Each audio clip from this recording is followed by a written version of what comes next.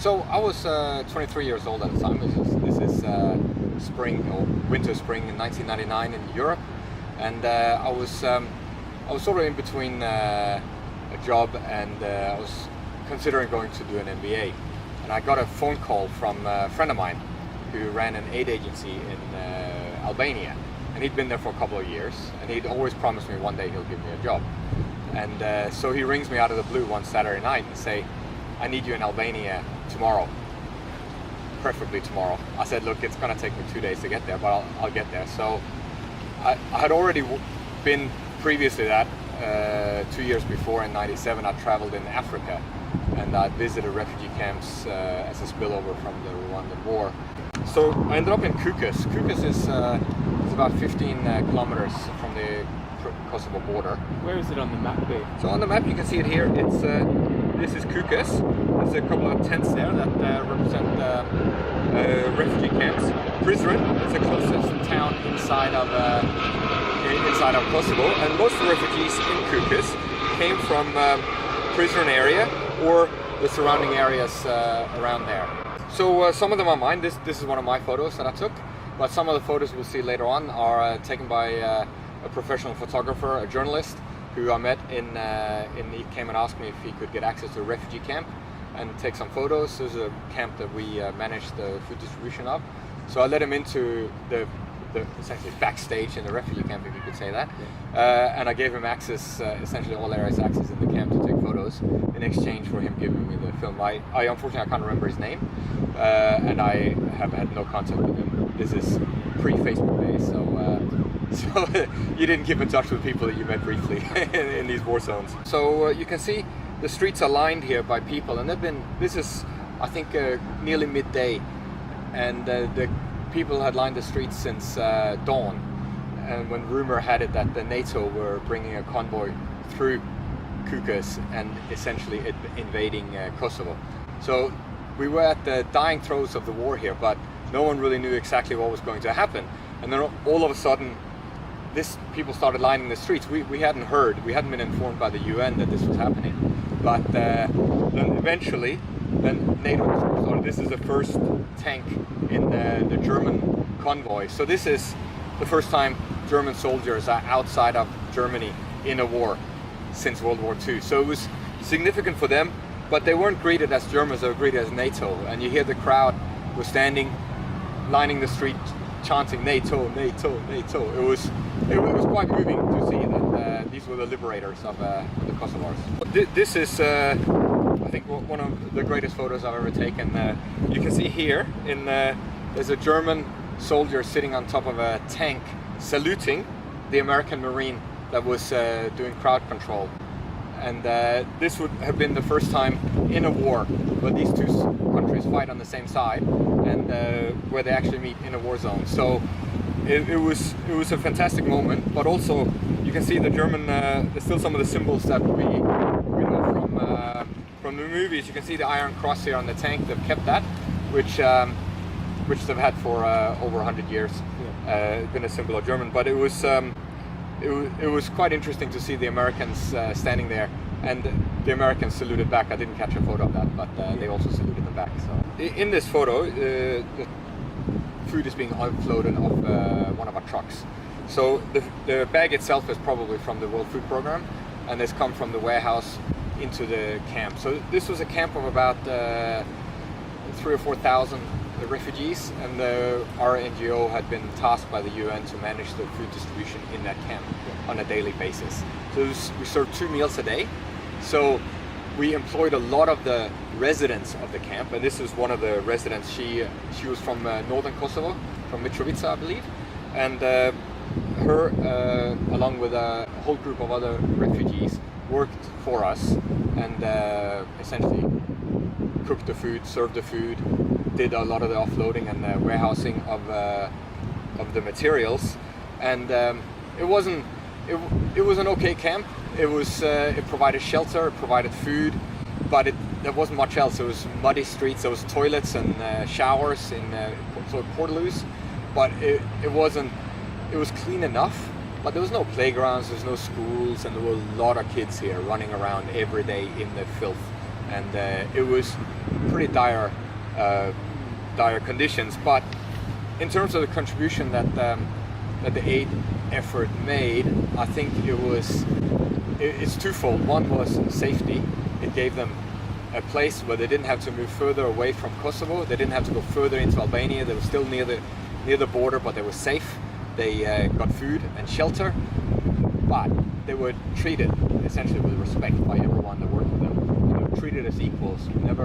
No one would ever treat a refugee any less than they would treat one of their international colleagues. So I think the dignity and the respect that they were afforded by not just us, but all the aid agencies and the UN, I think that meant a lot for a lot of them. Yeah, I think the current refugee crisis, particularly in Europe, is far larger than this one was.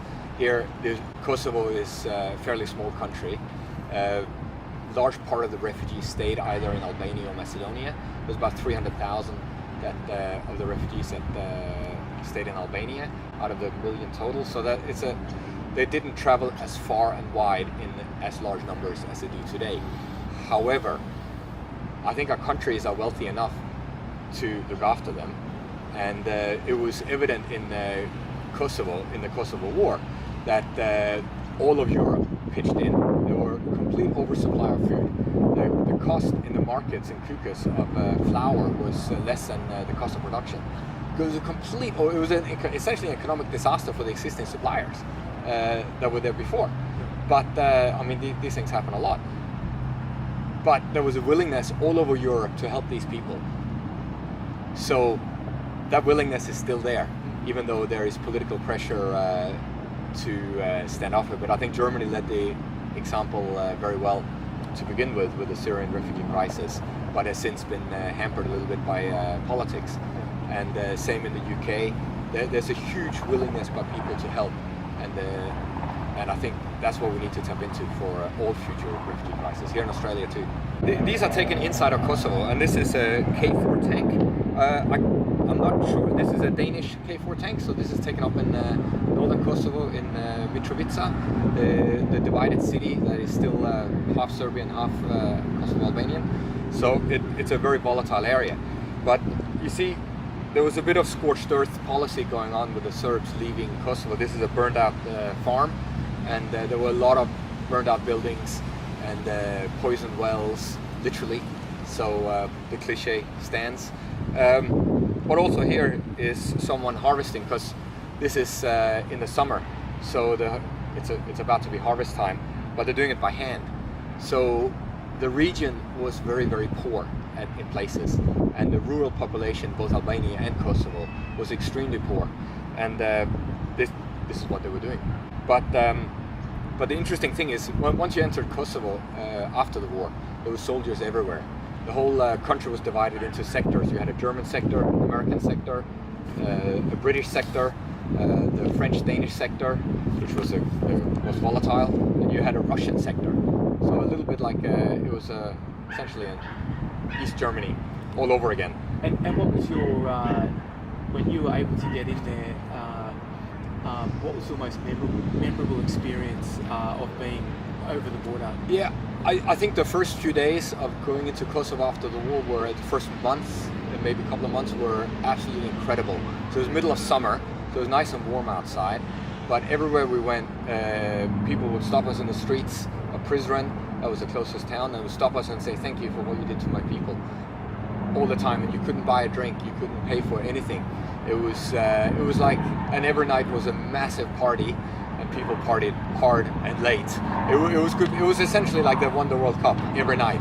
It was seeing the end of a war, being on the winning side of a war is special, particularly when it's this was a just war in a lot of ways. This was NATO going in, helping oppressed people that have been oppressed for a long time. It wasn't just right there in 1999 when Kosovo was over and it became August and the schools opened.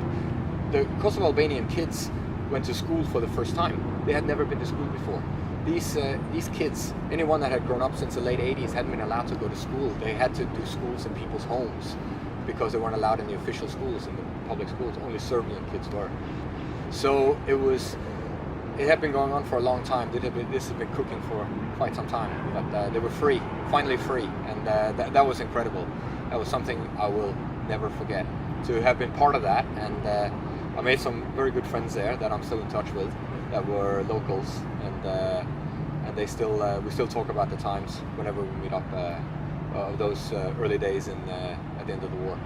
So this photo here is of two kids that were in our refugee camp, and their parents, I think their dad was helping out one of our workers that worked in a kitchen, and you can see, as I said before, there wasn't much for kids to do in these camps, so they sort of loitered around the kitchen, and they would help out with offloading, unloading, and they would sort of just run around, and they would make toys out of plastic bottles, but there wasn't a whole lot for them to do. But you see the kid in front there, he's smiling, and he's probably walked from his house in Kosovo. Potentially, maybe they drove in a car, maybe they were in the back of a truck or in a trolley dragged by a tractor, and they had to flee the war, otherwise they probably would have been killed, and their farm was probably burnt down.